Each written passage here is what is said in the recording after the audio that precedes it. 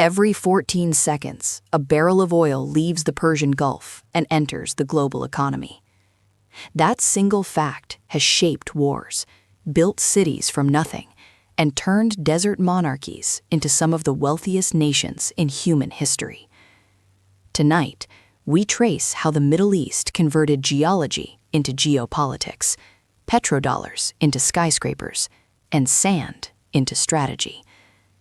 This is the story of the region racing against time to reinvent itself before its most valuable resource becomes obsolete. To understand the modern Middle East, you have to go back to March 1938, when American geologists working for the Arabian American Oil Company struck crude in commercial quantities at Dammam No. 7 in eastern Saudi Arabia. Within a decade, the kingdom was exporting millions of barrels. By the early 1970s, the Organization of the Petroleum Exporting Countries, OPEC, founded in Baghdad in 1960, had become arguably the most powerful cartel on Earth. The 1973 oil embargo, launched in response to Western support for Israel during the Yom Kippur War, quadrupled crude prices almost overnight, according to data compiled by the Federal Reserve Bank of St. Louis. It was a watershed. For the first time, developing nations demonstrated they could weaponize a commodity and reshape the global balance of power. The International Energy Agency was created the following year, specifically to counterbalance OPEC's influence.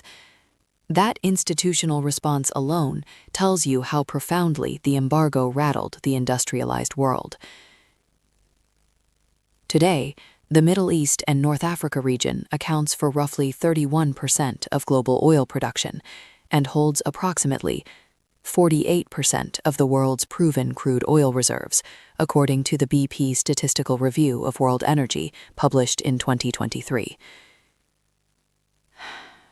Saudi Arabia alone sits on over 17% of those reserves. Qatar, meanwhile, is the world's largest exporter of liquefied natural gas, a fuel increasingly critical as Europe pivots away from Russian pipelines in the aftermath of Moscow's invasion of Ukraine. The region's energy dominance is not merely a legacy advantage. It is an actively managed strategic instrument. Riyadh's ability to raise or cut production by millions of barrels per day gives it a lever over global inflation, monetary policy, and even election cycles in consumer nations. When oil prices spiked above $120 a barrel in mid-2022, it was Saudi Arabia and the United Arab Emirates that Washington called first, not Texas. But energy exports alone do not explain the region's trajectory. What distinguishes the Gulf states from other petroeconomies, say Nigeria or Venezuela, is what they chose to do with the revenue. Enter the Sovereign Wealth Fund. The Abu Dhabi Investment Authority, established in 1976, manages assets estimated at over $900 billion, according to the Sovereign Wealth Fund Institute. Saudi Arabia's Public Investment Fund has grown under Crown Prince Mohammed bin Salman to roughly $770 billion and is the financial engine behind Vision 2030, the kingdom's flagship diversification blueprint. Qatar Investment Authority, Kuwait Investment Authority, and Mubadala in Abu Dhabi collectively control additional hundreds of billions. Together, these funds own stakes in everything from London's Heathrow Airport to Uber, Volkswagen, and the English Premier League's Newcastle United. A 2022 analysis by the International Monetary Fund noted that Gulf sovereign wealth funds had become systemically significant actors in global capital markets, capable of moving asset prices and shaping investment trends across continents. Nowhere is the diversification ambition more visible than in the United Arab Emirates. Dubai, a city that in 1970 had a population under 200,000, is now home to more than 3.5 million people and hosts roughly 16 million international tourists annually, a figure reported by the Dubai Department of Economy and Tourism for 2023. Emirates Airline, founded in 1985 with 2 leased aircraft, now operates over 250 wide-body planes, serving more than 150 destinations on 6 continents. Dubai International Airport has ranked as the world's busiest for international passenger traffic for nearly a decade. The logic is elegant. If you cannot manufacture goods at scale, make yourself indispensable as the place where goods, people, money, and ideas transit. The Jebel Ali Free Zone alone hosts more than 9,000 companies and handles trade valued at over $90 billion a year. Saudi Arabia is pursuing an even more audacious bet. Vision 2030, announced in April 2016, aims to reduce the kingdom's dependence on oil revenue from roughly 62% of GDP to a target significantly below that by the end of this decade. The plan encompasses NEOM, a $500 billion megacity project on the Red Sea coast, designed to run entirely on renewable energy. It also includes the Red Sea Global Tourism Development and a push to grow the entertainment, sports, and technology sectors. The scale of this transformation is unprecedented. The kingdom hosted its first Formula One Grand Prix in Jeddah in 2021, acquired the LIV Golf Series, and is bidding for the 2034 FIFA World Cup. Critics, and there are many, argue that these megaprojects are vanity exercises with questionable financial returns. A 2023 report by Bloomberg Economics cautioned that the sheer scale of simultaneous construction risked overheating the domestic economy and inflating labor costs. Still, the underlying strategic calculus is clear. Saudi Arabia is spending now to build the infrastructure for relevance after oil. Islamic finance represents another dimension of the region's economic architecture. Sharia-compliant banking, which prohibits interest and speculative excess, has grown into a global industry worth approximately $4 trillion. According to the Islamic Financial Services Board's 2023 Stability Report.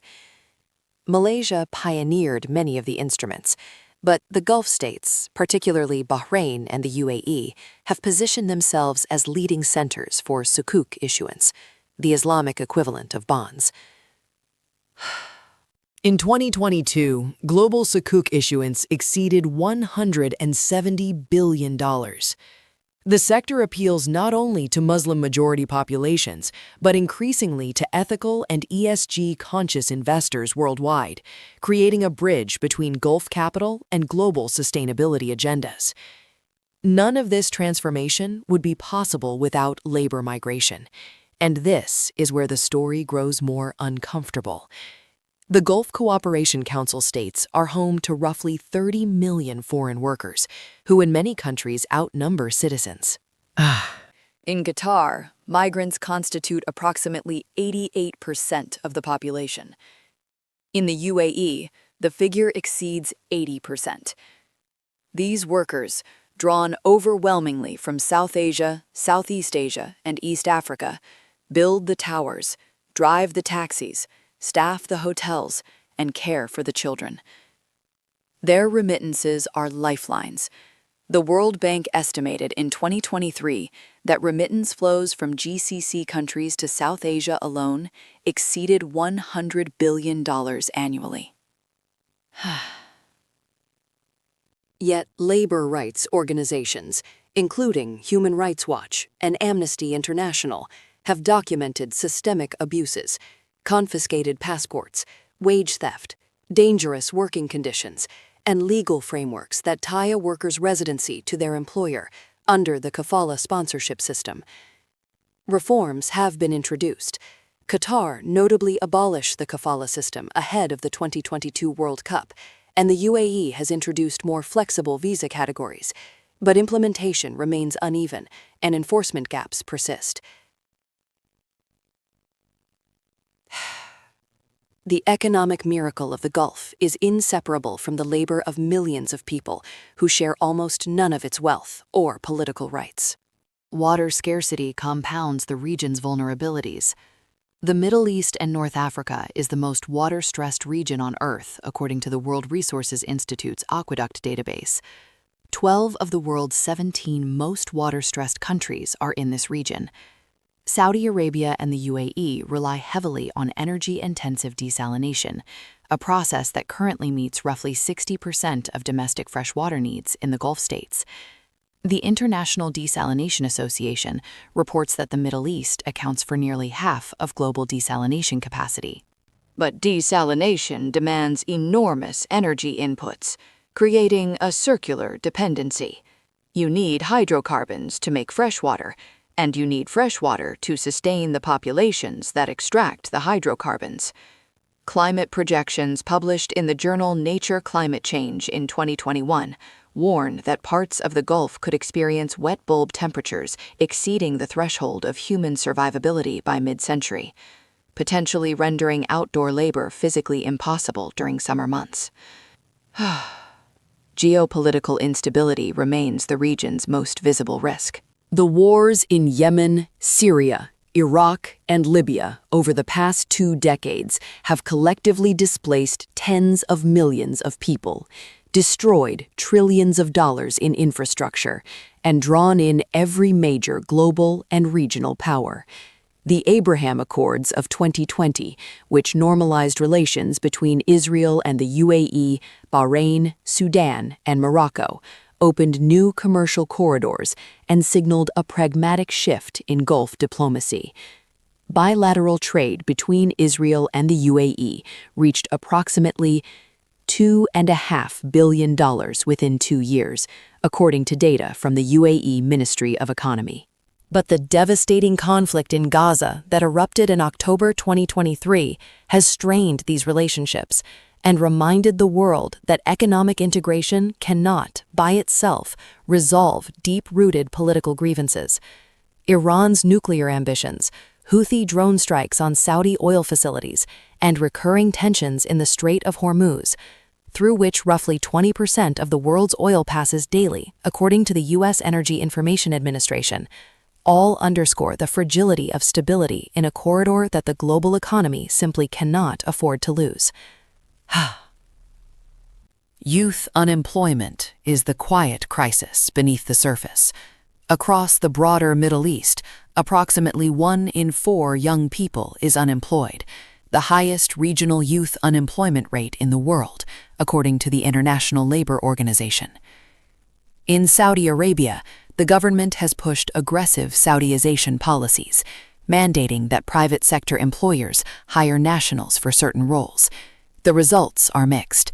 Many young Saudis aspire to government or managerial positions and are reluctant to take lower-status service sector jobs, creating a mismatch between ambition and available opportunity.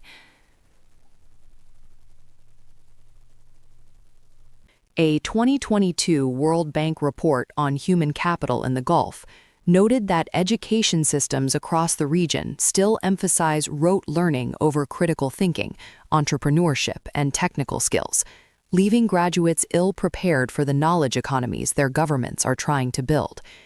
And this brings us to the central tension of our time for this region, the energy transition.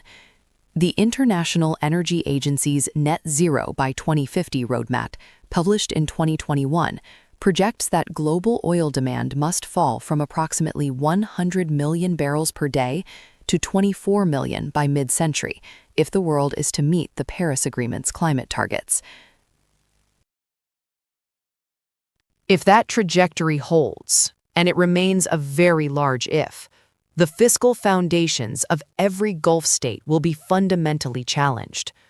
Saudi Arabia needs oil at roughly $80 a barrel to balance its budget, according to IMF estimates from 2023. At $50 or $40, the math simply does not work without dramatic spending cuts or new revenue sources. This is why diversification is not a luxury or a branding exercise. It is existential. The paradox is striking. The very nations most threatened by decarbonization are also among the most aggressive investors in renewable energy. The UAE's Masdar initiative has deployed solar and wind projects across more than 40 countries. Saudi Arabia's NEOM includes plans for a green hydrogen production facility that would be among the world's largest.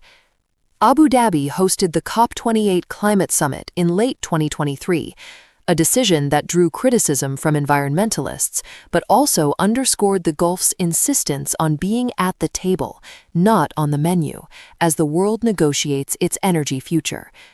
So where does this leave us? The Middle East's strategic importance is not fading. It is evolving. Oil gave the region its seat at the table. Sovereign wealth, logistics infrastructure, strategic geography, and sheer financial firepower are keeping it there. But the next chapter depends on whether these nations can build economies that generate value from human capital, innovation, and institutions, rather than extraction. The clock is ticking. Reserves are finite. Climate pressures are intensifying.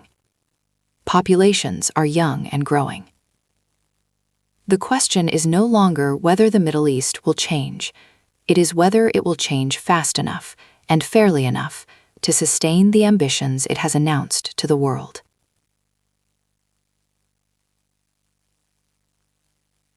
The desert, after all, does not forgive hesitation.